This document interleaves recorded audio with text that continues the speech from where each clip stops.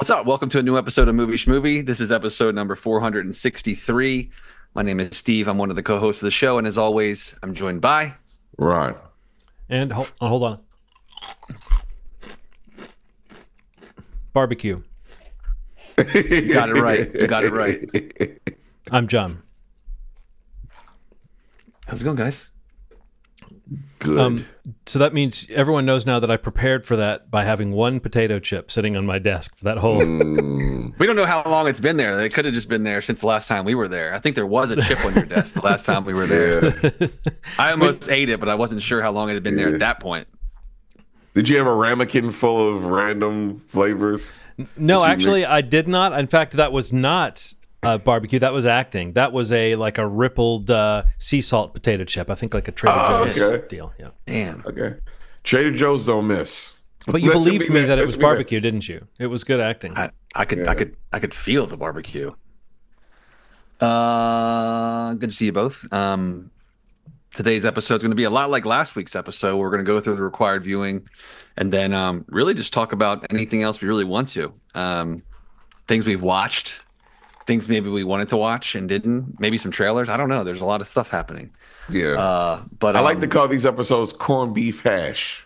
Just really. it's the first time I've ever heard you say that, but I love that you love to call them that. Because it used to be a different condiment we would use, but now you went for like a whole full I'm entree. just calling it a sandwich. It's just like, I do get comforting. sick of calling them because we used to call them ketchups and we spelled it like the condiment. We would say these are ketchup episodes. And then we went through puns and we had ketchup, schmetchup, and we had all these different things we did. And now that our titling is so much more straightforward, it's hard to we sometimes we'll call ketchup. I guess we catch them up. So we've called that a couple times, I believe. But maybe if we start calling these hashes or rehashes or something, we should workshop this. But I like this. Yeah, we should figure that out before we record. Yeah. I'm all right I love with how that. before we started recording, we were talking about movies and trailers in a way that should have been on the show. Then we start recording and we have a show meeting about what to call a segment. What they call these kinds of shows, right? That that seems That's pretty a on great- brand for great us. thing to Yeah, do. man. I'm all right with it. Yeah. But yeah, so started off with the required viewing. This was my pick actually this week. I chose a film that came out this year. Had a small theatrical run. It's called She Rides Shotgun. This is kind of like a crime thriller. This is starring Taron Egerton and I think maybe newcomer Anna Sophia Hager, the child actor that's in the film. This is a film directed by Nick Rowland, who, looking at his filmography, I was reminded. I talked about a movie on the podcast a while ago called Calm with Horses that had Cosmo Jarvis in it and Barry Keoghan that came out in 2019, and I was surprised that he directed that. I didn't know that going into this film, but I love that movie as well. Yeah, that's really the only association I had with it, but I found that out afterwards. I just heard good things about this movie, even though it didn't really do much theatrically. It came out on demand for video on demand in the last couple of weeks. So that caught my eye. And I don't know, the trailer was great. These like neo-Western type action thrillers, father-daughter on the run, like it just sounded interesting to me. Had either of you heard of it before? No. I picked it up last week. I think I had just seen the title because the title is kind of catchy. Yeah. But I had in my mind an image of like a femme fatale or something like that just from the title. But I had not seen the trailer, did not know Taron Egerton was in it. I think it really just the name crossed my eyes at some point. And I was like, I wonder what that is. Yeah, it's based on like an award-winning novel. I didn't know Jordan the book either. Harper, won the Edgar Award for Best First Novel in 2018. Pretty cool. But yeah, I don't know. What you guys think of She Rides Shotgun? I guess Ronald, you want to start us off? Yeah, Ronald, you texted us something about getting a little choked up, and I was watching the movie, and there were a couple of points where I thought, I wonder if this is when Ronald was talking about. But then when it got to the end, I got punched in the tummy by the very ending, especially the way it settled on the sort of human toll of a story like this, and especially a kid who's been through something crazy like this. It was really heavy and light. So yeah, like what was it that got you choked up? Okay, so I'm a big brother. I've had to protect my sister quite a bit. I remember picking her up. We're recording this on 9/11. I remember when 9/11 happened, and my mom was in Virginia. She didn't get back until, it's so weird that this is popping up in my head. She didn't come back until 9:12, and it was like 1 o'clock in the morning. She had to take a personal drive, like a personal driver. She had to pay a person $50 to drive her from Virginia to Baltimore.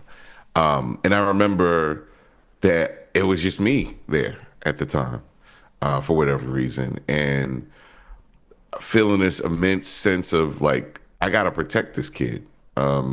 She's only 4 years younger than me, but when when I had a daughter, it that sense of urgency extended to my daughter. And anybody that's been a big brother into being a father of a daughter, it like extends in a weird way that I never would have connected before. It's like there's a very heavy thing that comes with that feeling of like knowing what it means to just, you know, with kids. What I just give you the feeling I'm talking about. They may be in a situation where danger may be afoot, but it is your job to protect them and not have them feel that feeling. Even if it's weird, it might be weather. It could be weather. It could be hurricanes coming, but it's your job to make them feel safe. And there's something about that feeling that I don't see captured very well.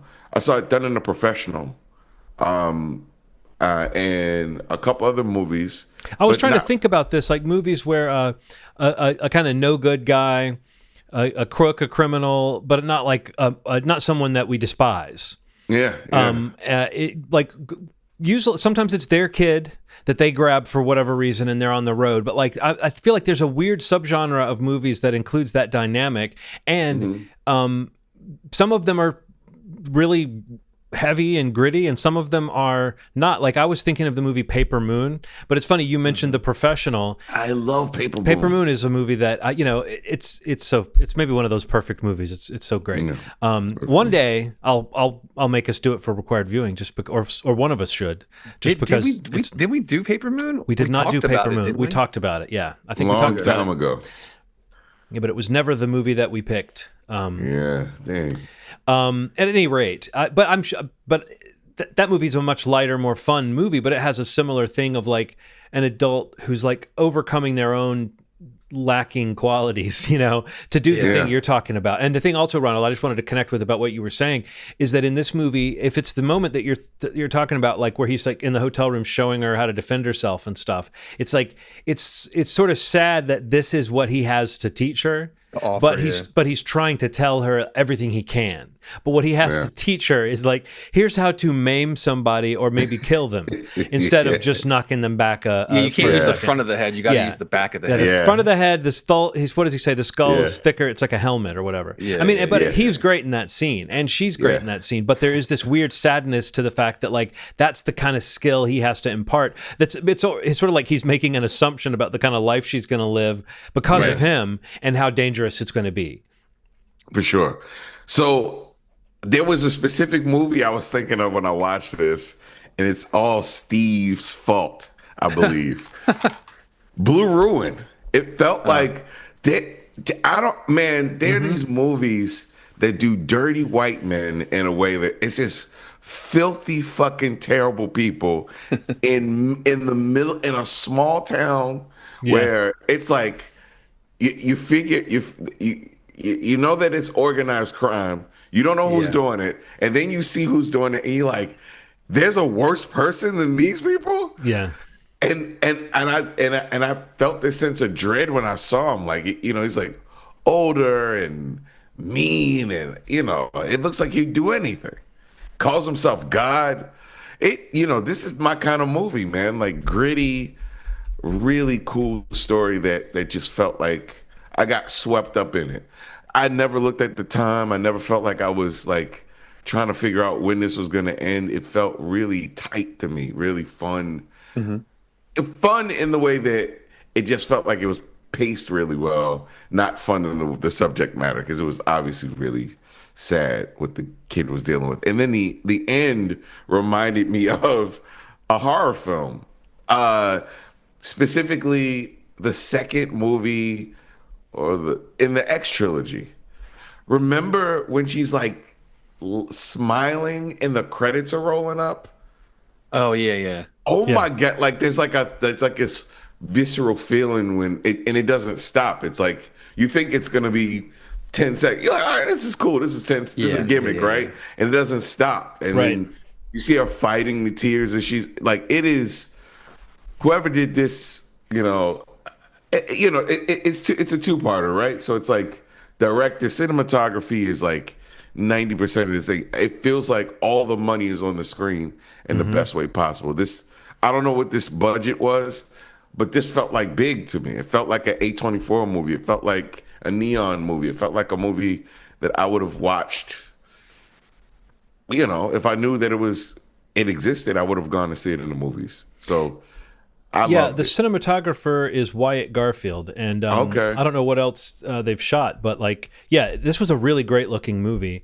Yes. Oh, by the way, I didn't throw up my image. Let me pull it. Come on, image. There we go.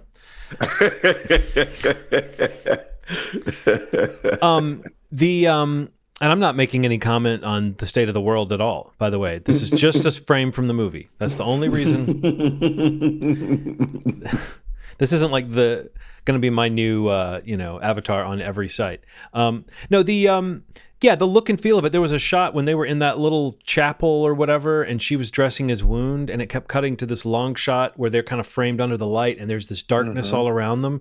I mean, that's just one of many shots. The shot of Park, the cop, when he like shot from inside the dumpster, and it's like he's silhouetted, and he snaps a picture. And Yeah. I mean, Yeah. some of those are kind of showy things. I always think of it as the sort of Breaking Bad, Better Call Saul rule of like, if you have a cool shot, and it needs to be motivated by something to do with like the mood or whatever, Yeah. But like you just put the camera in an interesting place sometimes, and it shows that you have it's not like every shot's trying to be bizarre. It's like every shot's trying to like, what do we have here? What can we capture here? What mood can we capture here? And something like that shot in the chapel, there's very sweet little father-daughter stuff happening, but the sense of doom that's around them and that's one of the things, Ronald, when you were talking about Blue Ruin, that I feel like this movie definitely has, is just that sense of doom that's coming. There's Like no this good guy way feels to sense. doomed. Yeah. And can some light escape from this dark world that he's created for himself, and we sort of start to hope for that. And it's like, you feel like you've seen movies like this that pull their punches, and you've seen movies that go all the way. And I think this movie does a reasonable job of going all the way, and not like bullshitting what you might hope for at the end. And then ending on this note of the little girl who's now like in the system, and like now she's just being told this is where you live now. I mean, it's maybe the first time I've felt that moment depicted so heartbreakingly, at least that I can think of, where you're focusing so much on the kid. And maybe because we've seen this kid go through this adventure, we're totally in the mind of this kid at the end. I don't know. I just don't know that I've seen that moment played that way as the last moment in a film like this, as opposed to the moment you normally get where, there's a little bit more of a positive spin. Even Hunt for the Wilder People, which I love, ends with like the two characters kind of teaming back up at the end. Like you've got Right. them, and so but at the end of this Yeah. movie, that can't be. And I think that's something that's extremely tragic because of what you're talking about, Ronald. This guy has this limited time with his daughter, and he's trying to help her in every way he can. And I'll tell you something: the cops, the bad guys. In this movie, nobody has any fear of killing a little girl. It's crazy, like how many No. people are just shooting. Like the guy who tries to defend the corner store, the guy who just gets his gun out of his car. He's just opening fire. You can hear the little girl screaming and stuff. That's kind of when the movie ramped up. When you're talking about the budget, Ronald, there's like when the cars start crashing. It did at that moment kind of go in my mind from a kind of movie to another kind of movie. Like I thought, he's going to have a slowly festering wound, and they're going to barely escape and go hide in a barn somewhere, and then he's going to die. Like I was expecting a much more like morose thriller. What this turned out to be was more, I expected more of like a crime drama, and this turned out to be more of a thriller, because what happens is the cop, the sort of questionable cop, puts him back in as like puts him on this mission and all that. Like that stuff is very much almost like action movie style ending. But the movie doesn't do it in a cheesy way. But okay, go ahead. Go, no, no, I'm sorry. No, I was just saying, but I was just kind of putting a bow on that idea that like what really stuck with me was like the look and the feel. It almost felt like this is material that I've seen done in less, just with less quality before, and this movie somehow stuck the landing of being kind of what you said, just engrossing throughout. Like I never really felt like I was faking things to keep me hooked in. I was really hooked in with the characters. I just never seen people film like this before. Like I'm like looking at this cop. I'm like, why does his face look so beautiful? He's like this. His eye. He does a lot of eye acting. Detective John Wayne, and he's like the when the cop knocks on the door and he realizes that he's been followed, and there's like this like I'm gonna I'm gonna have to kill somebody. Yeah. Like I'm gonna have to kill somebody. He's gonna kill me or I'm gonna kill him. And then he's like crying through the freckles. It's like this like I don't know. I this a lot of poetic shots, man. Like and I was not expecting this from this movie. Like I'm like going into it thinking like I'm gonna watch a cool movie with Edgerton don't miss. He doesn't pick bad movies. I mean, there's a reason why, there's a reason why this actor chose this movie. He's also a And producer on it. Yeah, I saw Yeah. right, oh, that's really in the cool. credits. Yeah, I saw his name. It feels like I bet you Hiru if you Murai too, who's like a mark of quality a lot of times. I bet if you ask him all the movies he's done in the last couple of years, he's probably going to point this one out as one of those ones because it feels he's doing something different in this one. It Yeah, feels like, you could also feel it too. Like, I don't know if you saw him doing any of the press for it. Like, oh this is no, a no, I pretty haven't. small movie. Like, he was on, like, doing, like, the late night shows. I saw him on, the different shows promoting it, which is cool because, like, he's a producer. So obviously he wants to get out there. He's got motivation for the movie. And he clearly was happy with the movie. I mean, he was, like, talking very positively of the filming and the filmmaker and just being happy with the movie that they made. But, yeah, I don't know. This movie, I really like this movie a lot. When I finished watching it, I wanted to watch it with Erin, and she just didn't work out. I showed her the trailer, and she was interested, but I was just like, wow, that was really good. Like, I really kind of wish you'd have watched it with me because it was. Yeah, I mean, I watched it again, but it was like there's just a lot of great sequences, and I also I felt like the score was really propulsive as well. Like, there's a lot of sequences, especially like earlier on, like when they're in the car together, like at the convenience store leaving it, and the cop chase sequence that's right after that. Like it not that it is, but there was some like vibes of like of I don't know of like Drive. Yeah, no, Like that I was thinking it electronic as you said score. it. Yeah, yeah. Yeah, like it Like a really pulse made to the me. film. Yes, exactly. The propulsive nature, like it really did feel like it was. Yeah, that's perfect. Like a pulse. Like it felt like it was just kind of beating through it. Um, and yeah, like just like the song, like the song over the end credits with her at the foster care place, like or the home. It's just I thought she was incredible. Edgerton's Yeah. great. The but sequence that you mentioned in the little trailer church thing, like when he's crying, like hearing about what like hearing about who his daughter is, like how she wanted to go to like synagogue and like to be Jewish, and just like yeah, little things that he's like hearing about her, or even in that shot that John has, like him realizing like how good she is at math and she's very smart, like all the sequences of a father realizing the one memory he has of her she doesn't remember, in Yeah. terms of helping her, when she was hurt. And, these memories that she'll have of him are not good, but there are memories that I'm sure that are going to come through, and maybe hopefully she remembers about him. But I don't know. All those sequences, like where it just hit you, for as tough as he was and is as a character in this story, you kind of got it earlier, Ronald, but as tough as he is and, uh, aggressive the character is, like you could tell there was a kind of a push and pull of not wanting to be that way in certain situations and by circumstance was. But I felt like in those moments where you got to see the other side of maybe who he could have been as a father or as a husband, or had his life turned out differently, made some bad choices. And um I don't know. Those scenes really hit for me. Like that scene when he's like sitting there crying, listening to her talk yeah, about like the random things that she wanted to do as a, that she's asking the mother or was asking the mother to do. And that's all just so sad because like the mother's gone and it's just like, it's yeah. so fucking, it's brutal. Um, but yeah, I really like this movie a lot. And, uh, I'm sure it wasn't made for a lot of money, but for the money that's up there, I felt like it looked really good. You got your points that you both have made. And even like there's no massive action sequences, but there's some pretty cool scene. The shootout at the end is pretty good, I thought. And Yeah. um yeah, I don't know, man. Just like one of these little movies that just doesn't register anywhere, but you watch it and you're like, this is a good movie. It's a really good movie. And like no one knows it, no one knows about it. It's Yeah, just it's a bummer, man. a minute ago I was just thinking about that, how like that's the thing that struck me when I did see, oh, they've got cars crashing into cars. I hate to keep coming back to that, but that's when you go, oh, this No, is yeah. doing something different. This is like a chase and they just got away and it's just escalated to this other thing. And I thought, like, how much did this cost? And then I was like, how much can this movie possibly make? And then I thought, what are the economics of just like a streaming service having, like, how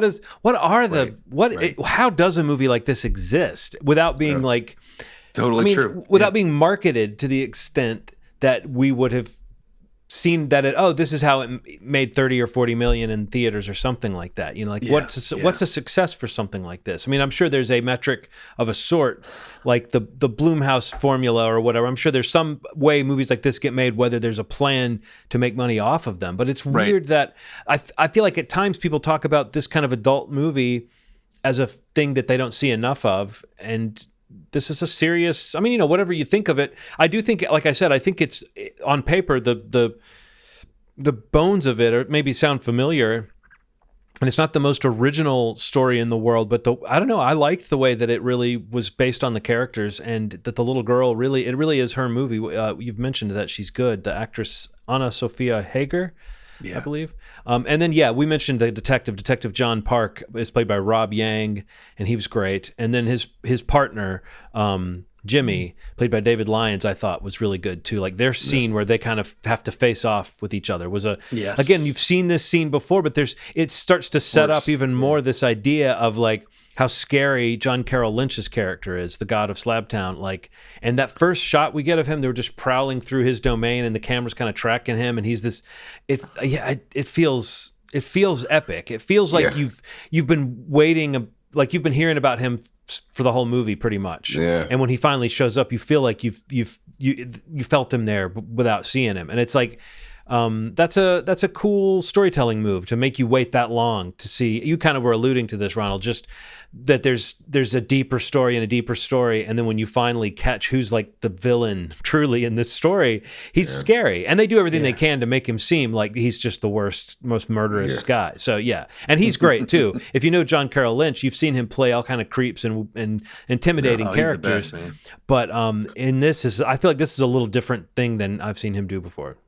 There's a dynamic in this. Okay, so whoever wrote this is very familiar We've got his name. Nick. It's three guys. It's Nick. Jordan Harper, Ben Collins, and Rook Piotrowski. Okay, whoever wrote this angle of the script is very familiar with the imposter syndrome that you have sometimes of being a parent, and how sometimes, if you're being honest, sometimes you're being parented by a kid. I'm just being honest. Yeah, you know what I mean? It's just like this. There's like when the crying scene is a little heavier than it's all that stuff happening, her talking, but also he also started crying because she was instructing him on how to treat the wound after a while.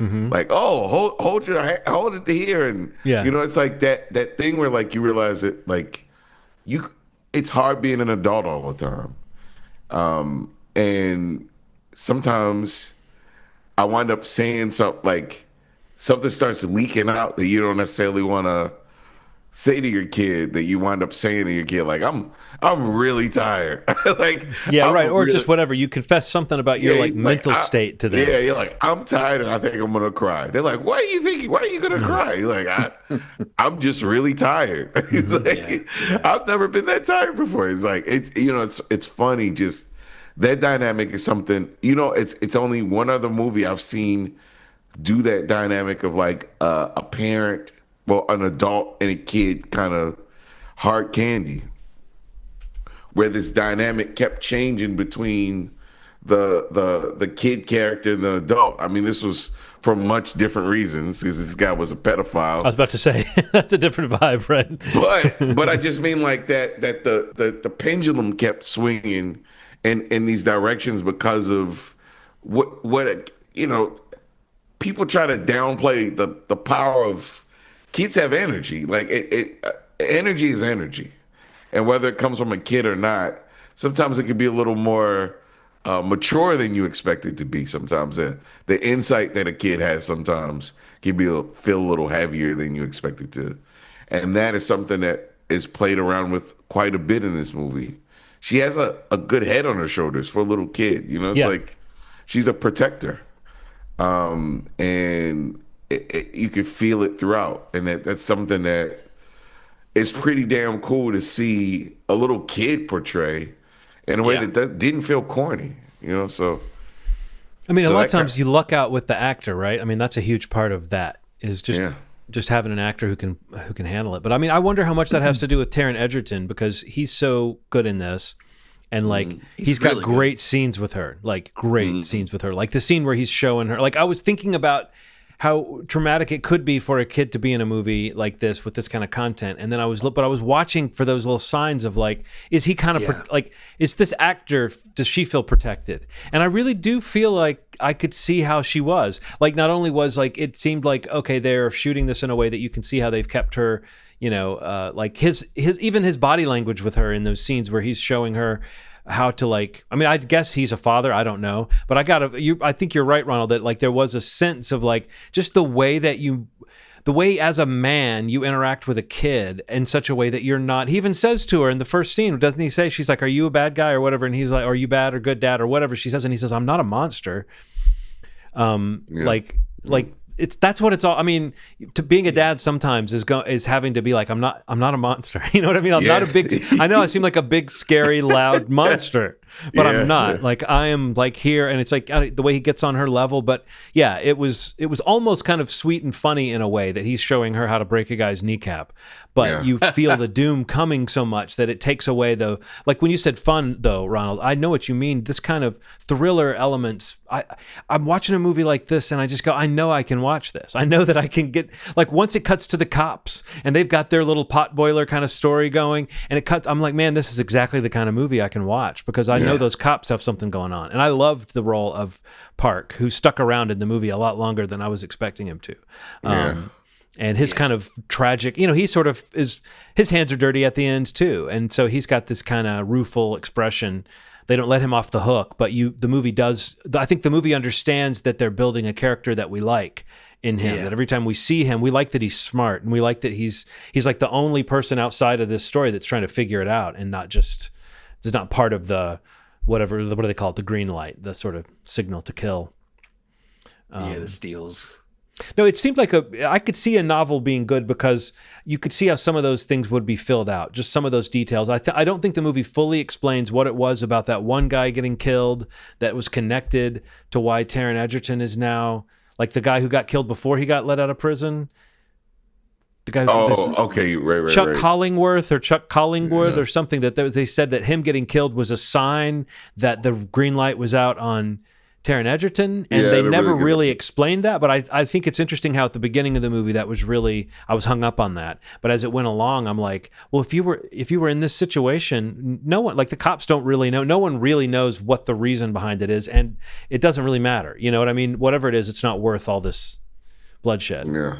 And he treated them to food when he found them, and they were eating churros. It's like this thing that my brain, it's like these things that like, they're kind of letting you know that he's a decent guy a little bit, maybe kind of. Well, didn't you think maybe he's got his own devious, weird thing he's trying to pull? But the movie the reveal is that he was actually just going off book a little. Like that's, Right. But I mean, there's a minute or two where you're like, because you're right, Ronald, he had these eyes that were very soulful, but like, I'm talking about Park, but you could also see him as so smart that there's a moment where you're like, I mean, I'm not saying anything, don't worry, Ronald, but it's like on Alien Earth, there are several characters that when they just you watch their face while they're thinking, you're like, what are they thinking? What is this motherfucker thinking? And I felt like Park had that inner life of like, is he just manipulating this guy, or does he give a shit at all? And I think maybe the movie showed him coming to terms with, oh, I give a shit. It's not just, whatever.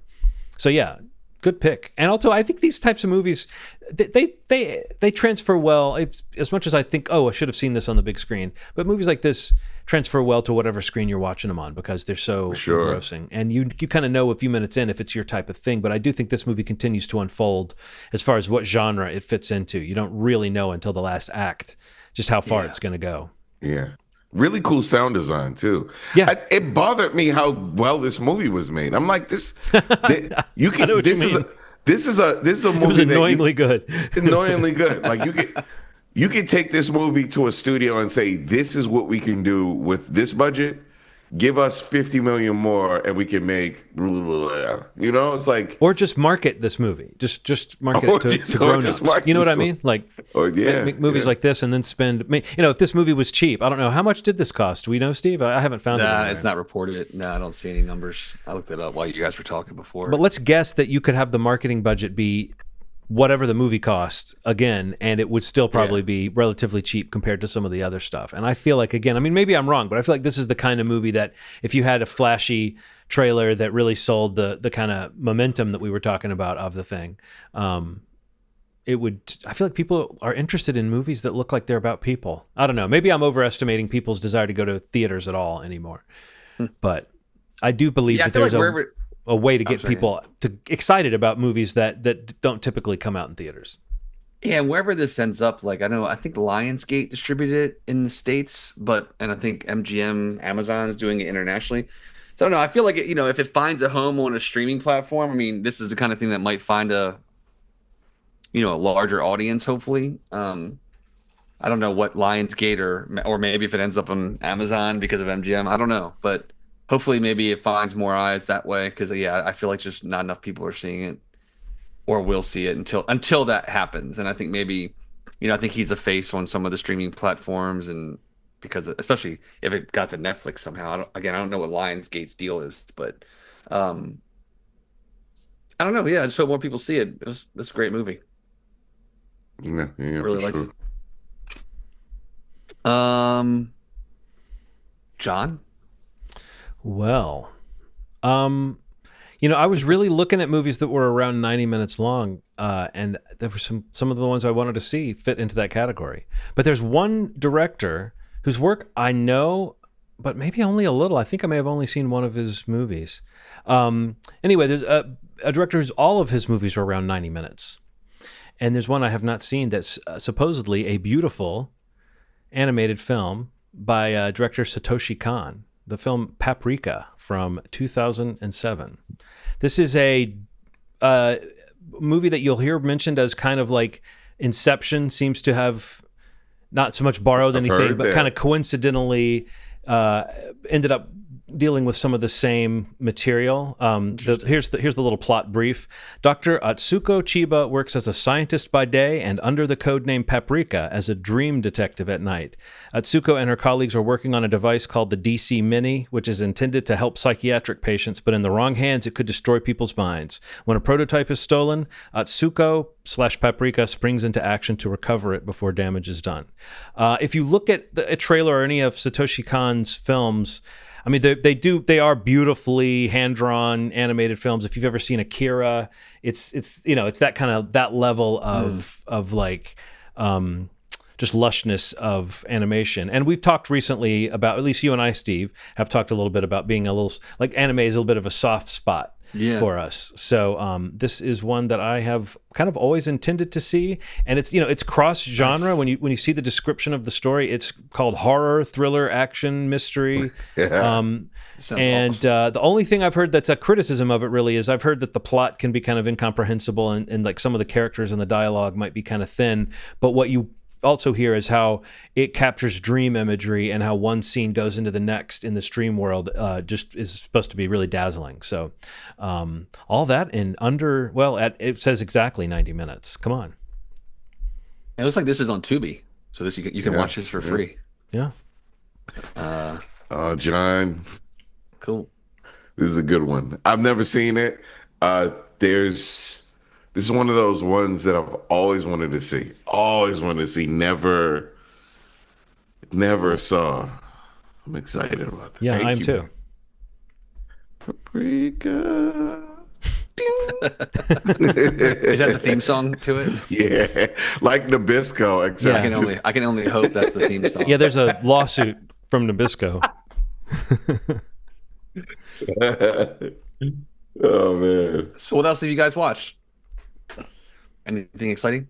I went to the movies. What'd you go see? Went to the movies to see. Yeah, man. The bookend to the Controverse. Oh, you saw okay. it. You saw it. Oh, I cool. I did. didn't tell us about it. But based on the most dangerous. Hold on. I'm sorry to interrupt you.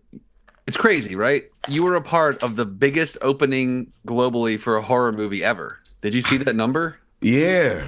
Like $194 million globally, like beating like It Chapter 1. Like that's some insane numbers. Well, the Conjuring series, that name means something, right? I It mean, like, does. 100%, but I mean that number is like far away than any other Conjuring. I think the next one was like in that universe was like, was it The Nun? I think that was the next number that was close to it, but it was like not that close to it. Yeah. Right. I think the difference is the marketing for this one, because they showed the regular. It's like The Conjuring, Last Rites, and then they go the most dangerous case that they've ever taken on.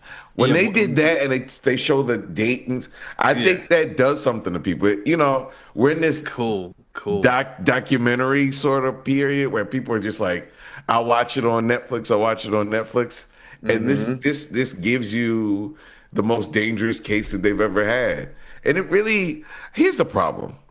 The first Conjuring is one of those movies that is like in high esteem for a lot of people. Oh, it's amazing. And I feel really haven't felt like they've been able to create. The second Conjuring I really enjoyed. The third one, the third one was not great, and like really made me think, I guess I'll take this series on a movie by movie basis. They didn't manage the trick of of being the horror franchise that never missed a beat, you know? Yeah. And also it starts to get a little repetitive. Is that the one that came during COVID? Like the 2020? Okay. Yeah. Okay. The Devil Made Me Do It, I guess. That's is what the it was one called. that Patrick, that he directed, right? yeah. I guess so. Oh, yeah. The devil did Or make maybe he didn't direct it. I don't know.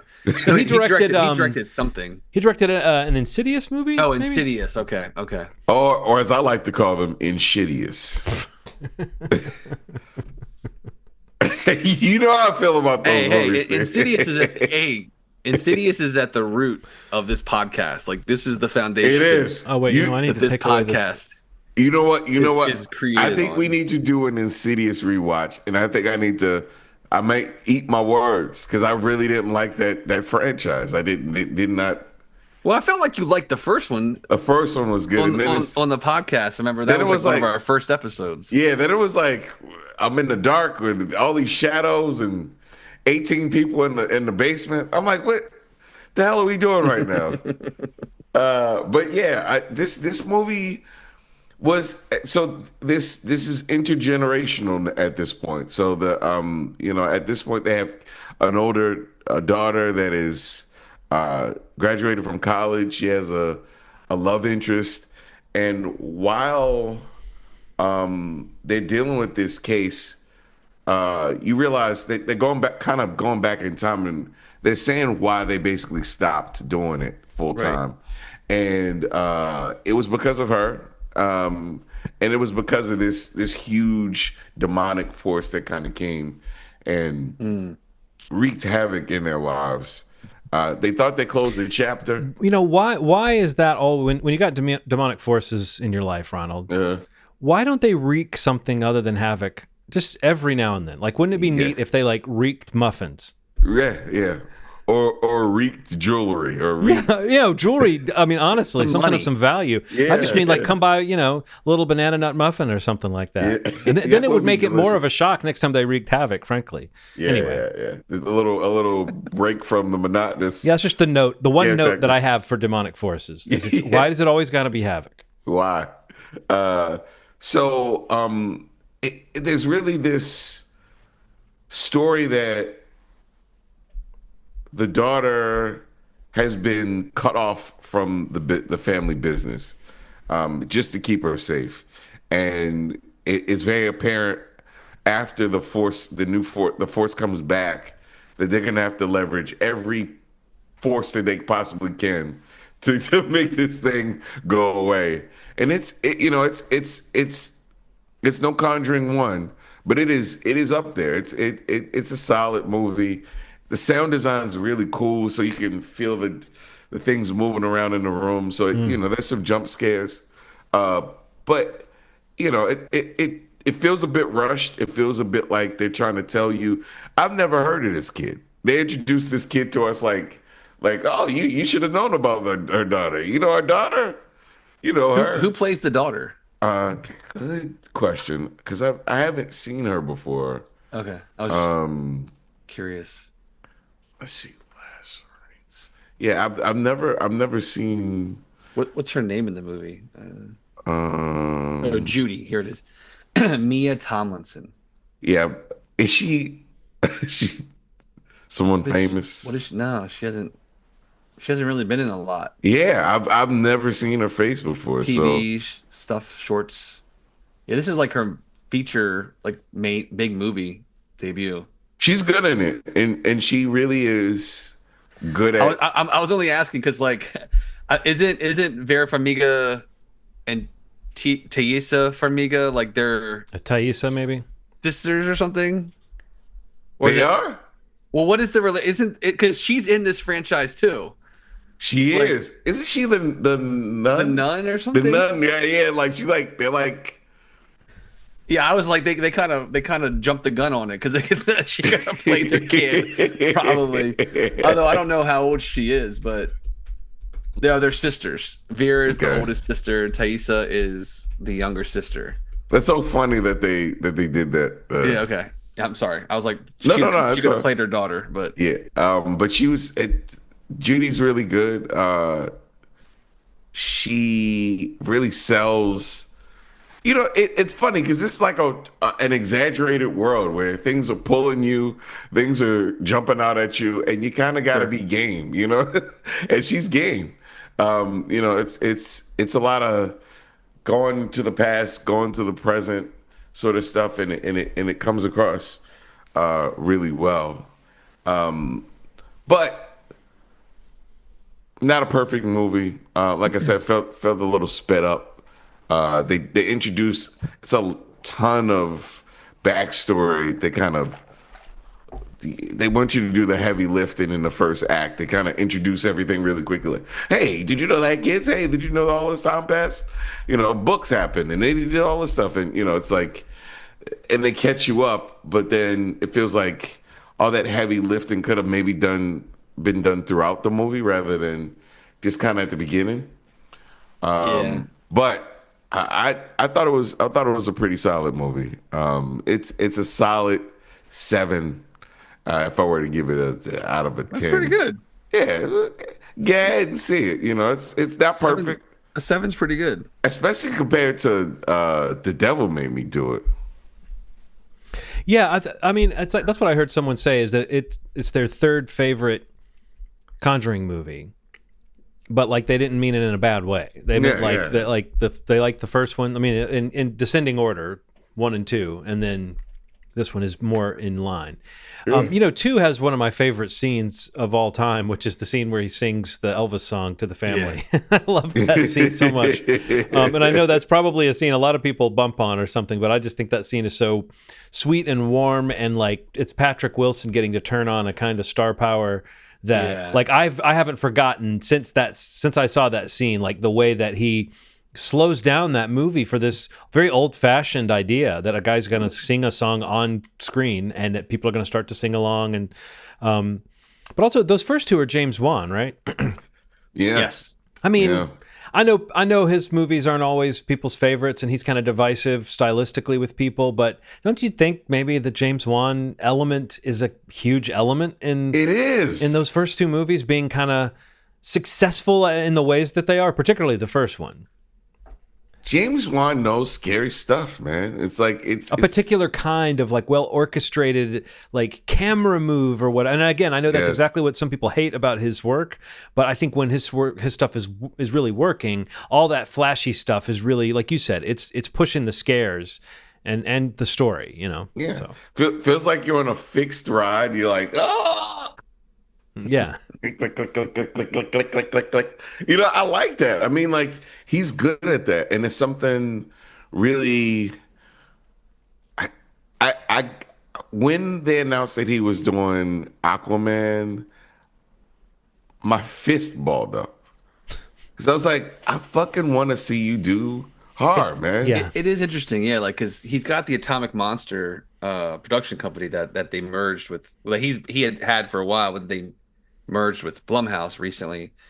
But it's kind of crazy looking at his filmography and really, he did direct *Malignant* that came out Yeah. in 2021. That's the exception. You know how I feel about *Malignant* as a masterpiece. Right. So That movie's a masterpiece. I found it to be pretty fun too. I don't know that I go that far, but I'm just like I put *Malignant* in the rare category of a movie where I feel like I not so much didn't get it, but when I first saw it, I wasn't accepting how much of it was intentional. How much of what's dumb about that movie is intentional. And I think if I saw it now, I would see it as almost deliberate self-parody rather than accidental self-parody, which is what I thought at the time.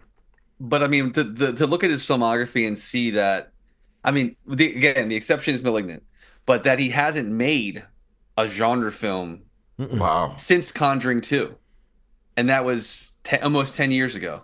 Was it 16 or 15? Yeah, 2016. But I mean, he's produced a ton of stuff. But what does that mean? Like we talked about that with Jordan Peele recently with Monkey Paw. But like, I don't know. Like to look at his stuff, he's got and what came before it, to whatever degree you want to say it. You've got the Insidious films, Conjuring films, Death Sentence, Dead Silence, Saw. Like it's pretty crazy, incredible track record for someone that was really ramping up to then go make. What did he do? Like MacGyver TV series, 2 Aquaman films, and to direct *Malignant*.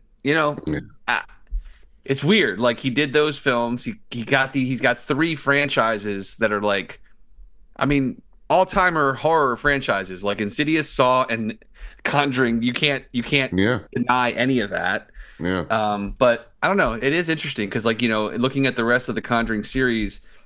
Michael Chavez, the guy that did this film, and he did like at least 3 or 4 other films in the series. He did Conjuring Last Rites, he did Conjuring The Devil Made Me Do It, he did The Nun 2, and he also did The Curse of La Llorona.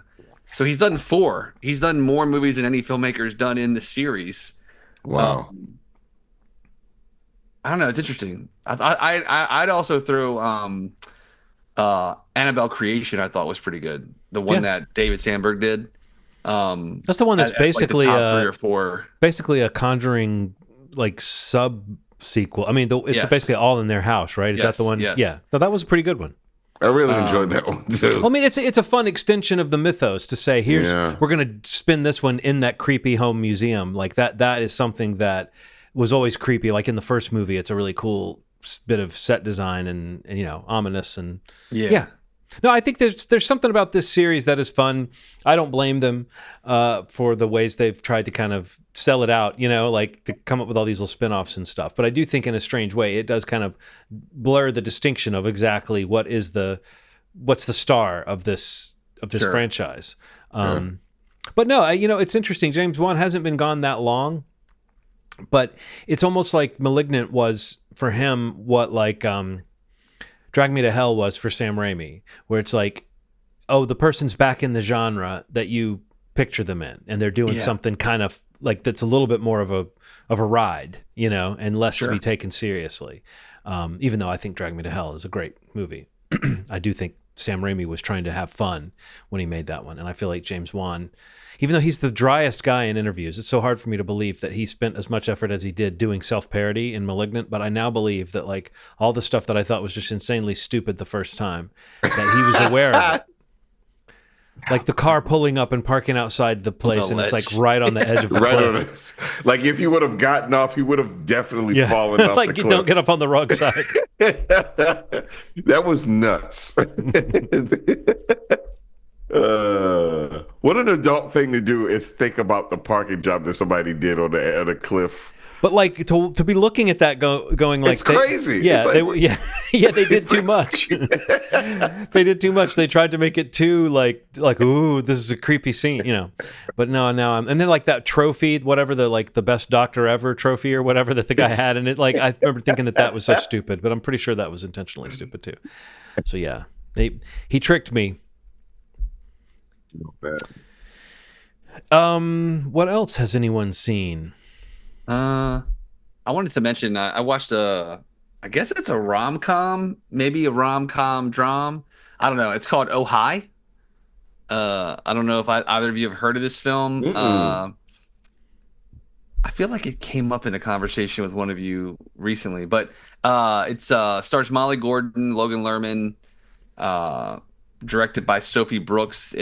The log line is Iris and Isaac's first romantic weekend getaway together goes awry in a most unexpected way. Basically, this couple's having this awesome weekend together, a getaway, and in a moment, a conversation happens that makes it very clear that they had different expectations of what the relationship was.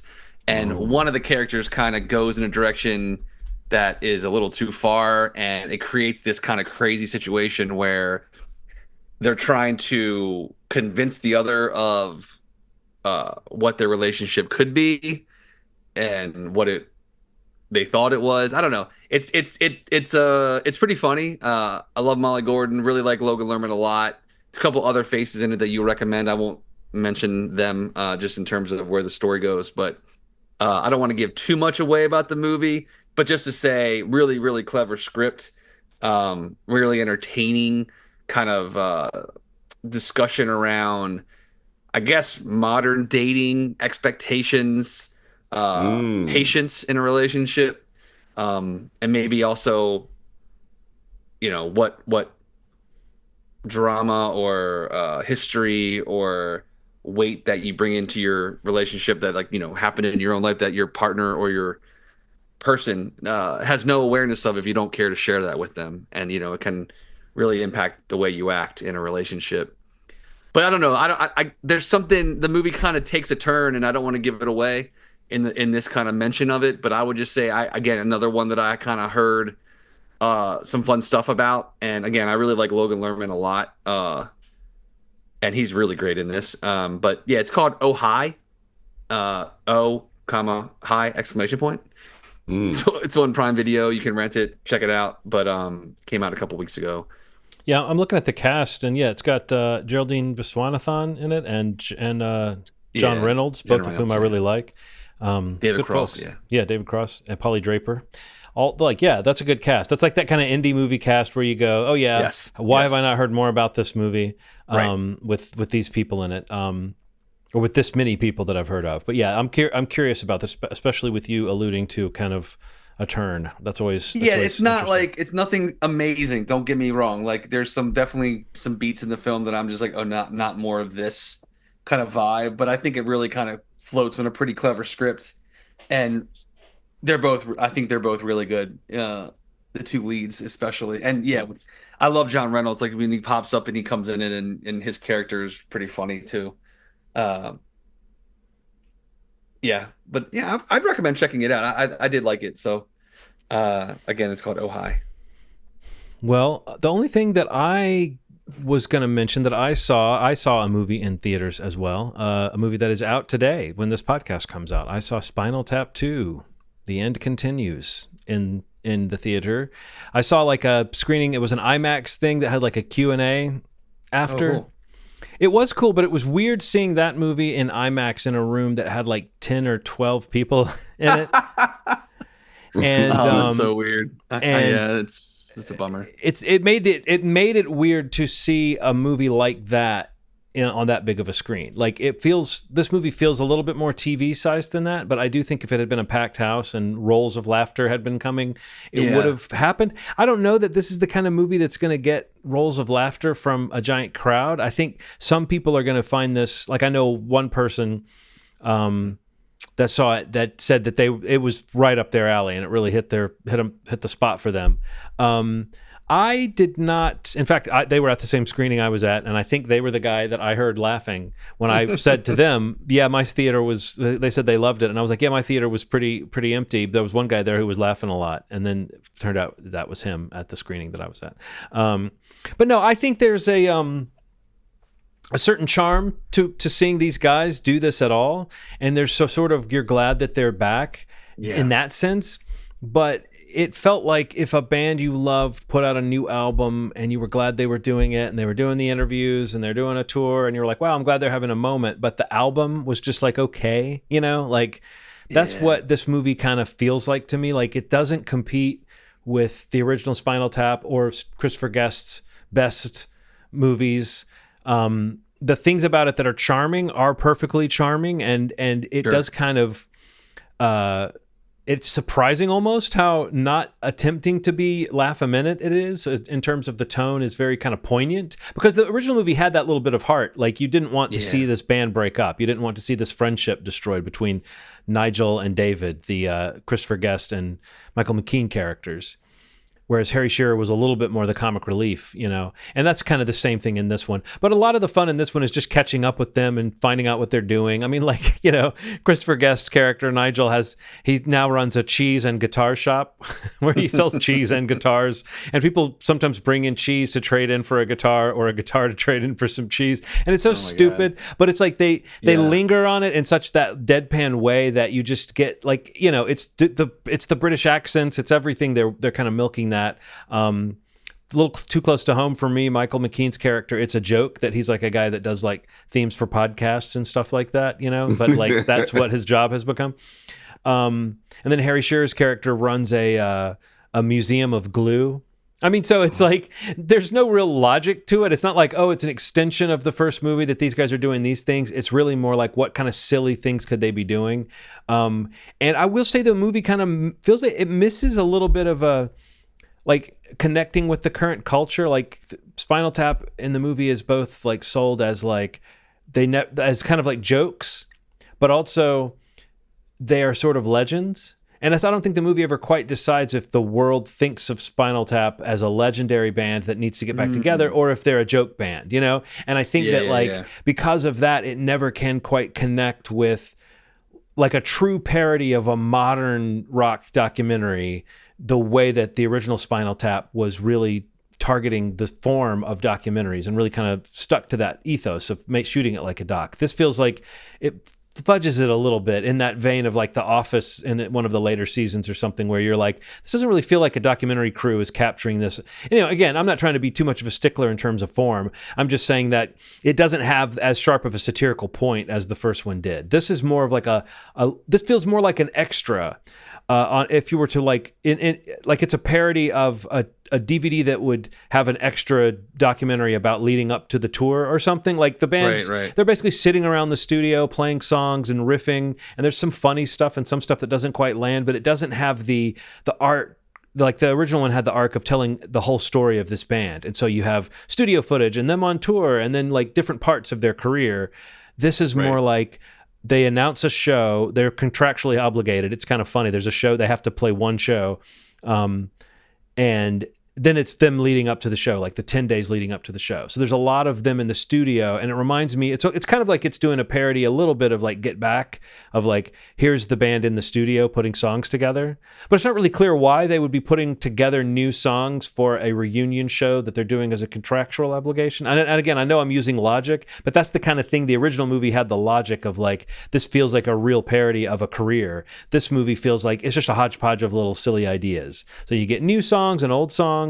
I generally felt like there was a little too much just footage of them playing songs. I wanted more hijinks and wacky stuff, but it's funny. And Christopher Guest is, they slip right back into these characters. He's got some really funny moments. I think Michael McKean is kind of the MVP in the sense that he might be the best improviser and the one who seems to be embracing the character the most. And I wonder if it's because he's a guy who's had this legitimate acting career that now people kind of think of Michael McKean as a great actor. So for him, this is more like, oh, I get to go and play and do this silly thing that I'm kind of known for. Whereas I think the other guys, they don't seem to have as much on the line. I don't know. That was just the impression I got, was that Michael McKean was a little bit more like aware, oh, this is an opportunity to do some improv and be silly and show up. Whereas Christopher Guest is almost playing too straight of a character. It's interesting. I don't know if you liked the original Spinal Tap or if you like that Christopher Guest style. This movie does not quite fit with those things. The only other thing I'll say is that Rob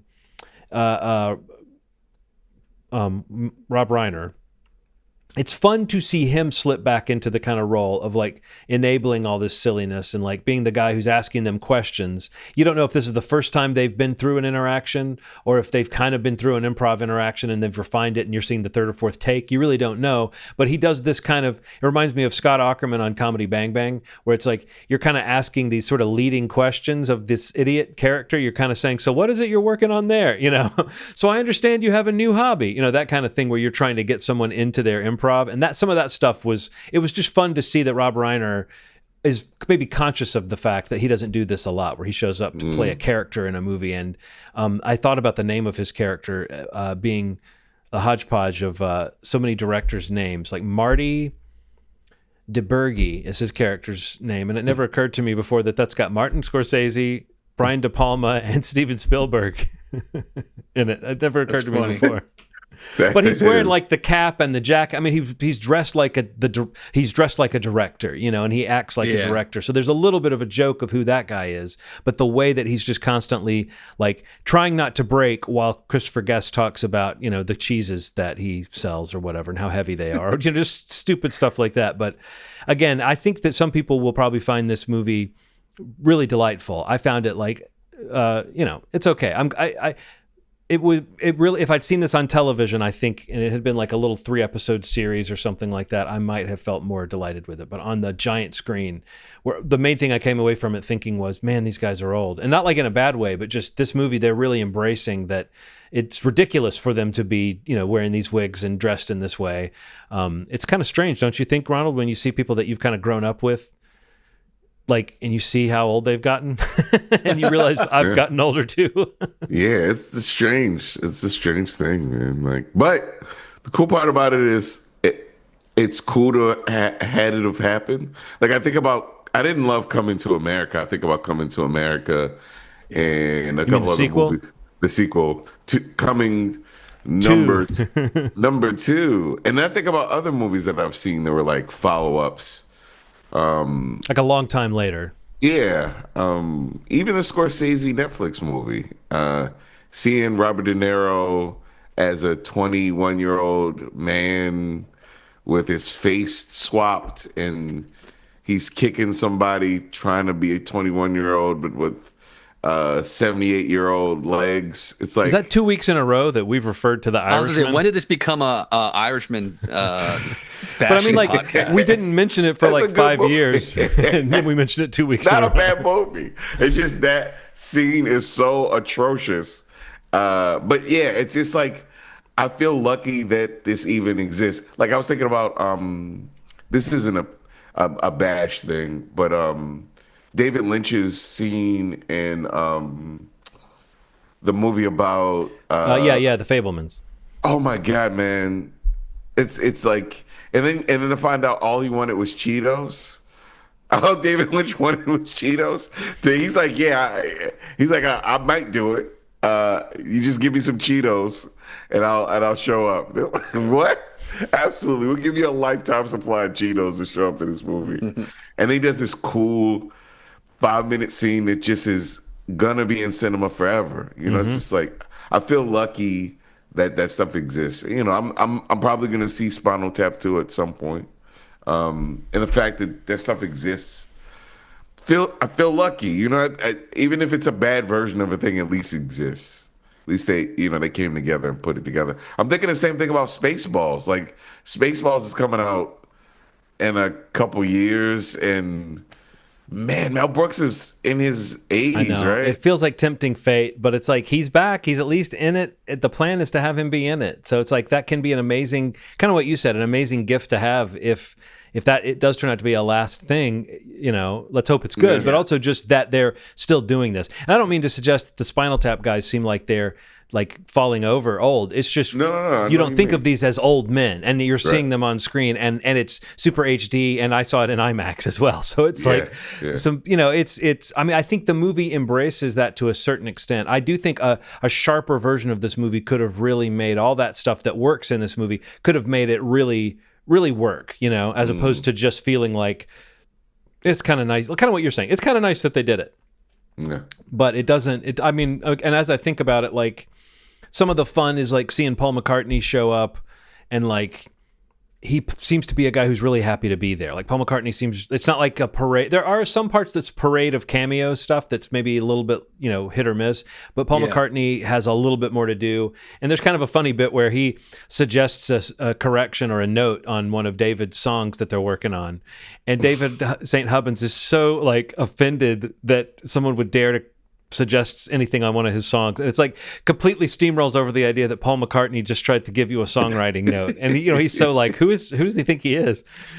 Anyway, so like that, you get that more so than they traipse every person they could get, because they probably could have gotten any number of musicians to come play themselves in this. So Sure. And then Elton John also has like an extended bit. So Oh, cool.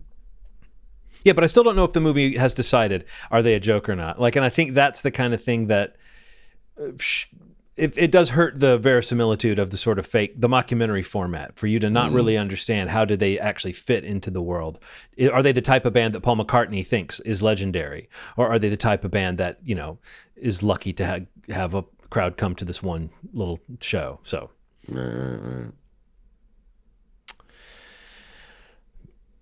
What else? Anything? Anybody?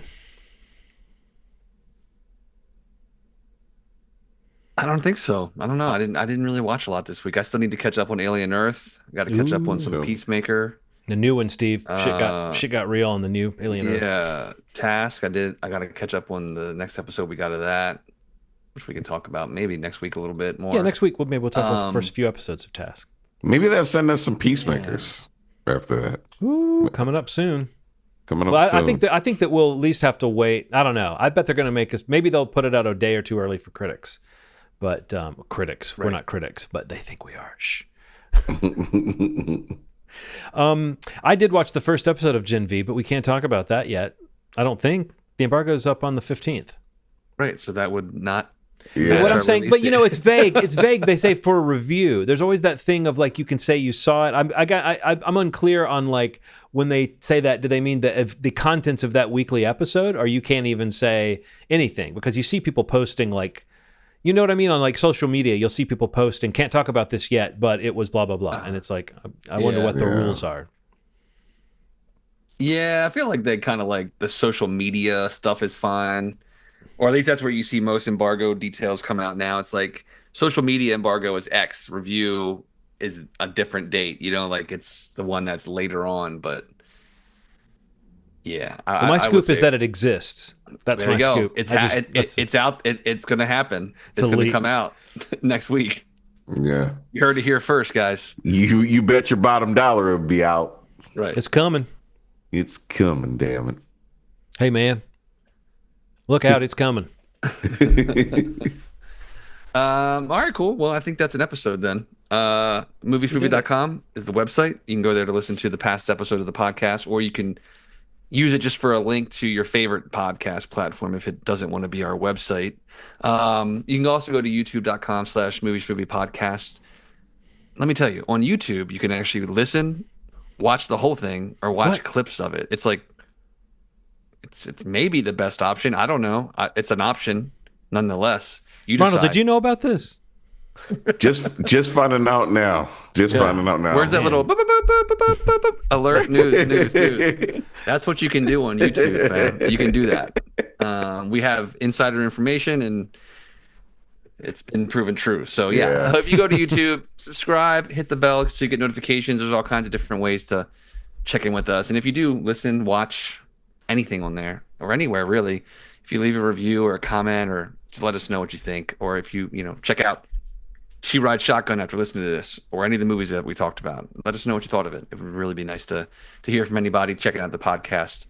Um, Otherwise, I guess we'll see you next week. Again, John, your pick, Satoshi Paprika, Kon's Paprika. again on Tubi. It's also, you can rent it and check it out digitally if you want to hit Amazon or the standards for the video on demand releases. But we'll be back next week. Thank you so much for listening. And as always, you made our day. Thanks. Bye.